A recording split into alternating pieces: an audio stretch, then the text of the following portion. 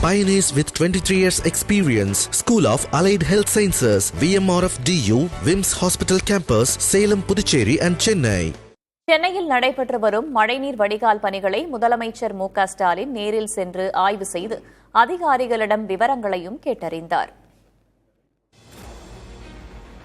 தென்மேற்கு பருவமழையை எதிர்கொள்வது எப்படி, முன்னெச்சரிக்கை நடவடிக்கைகளை மேற்கொள்வது தொடர்பாக அனைத்து துறை அதிகாரிகளுடன் முதல்வர் மு.க.ஸ்டாலின் நேற்று ஆலோசனை மேற்கொண்டிருந்தார். அப்போது பருவமழை காலத்தில் அனைத்து துறையும் இணைந்து செயல்பட வேண்டும் என முதல்வர் கேட்டுக் கொண்டிருந்தார்.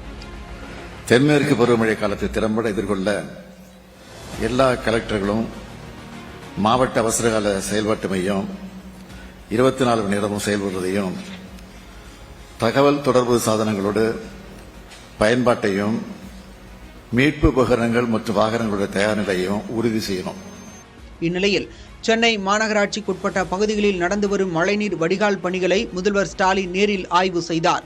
வால்டாக் சாலை கல்யாணபுரத்தில் வடக்கு பக்கிங்காம் கால்வாயில் நடந்து வரும் ஆகாய தாமரையை அகற்றும் பணிகள், தூர்வாரும் பணிகளை ஆய்வு செய்த அவர் அதிகாரிகளிடம் பணிகளை விரைந்து முடிக்க வலியுறுத்தினார்.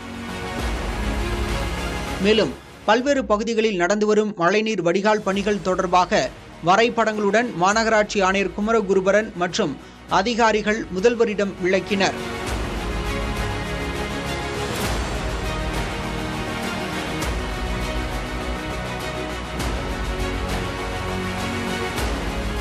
தொடர்ந்து பூந்தமல்லி நெடுஞ்சாலை மெட்ரோ ரயில் நிறுத்த பணிகளையும் முதல்வர் ஆய்வு செய்தார்.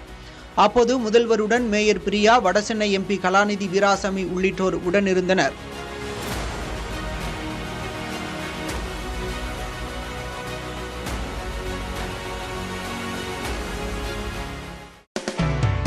Pioneers with 23 years experience. School of Allied Health Sciences, VMRF DU, WIMS Hospital Campus, Salem, Puducherry and Chennai.